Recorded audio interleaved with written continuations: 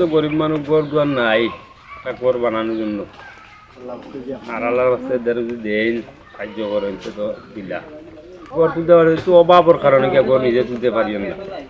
1 লাখ হাজার নিজে রোজগার করলা যা খাইলা তো নিজে রুজি করে খাইলাম ঘরের খাওয়া দাওয়া করতে পারি না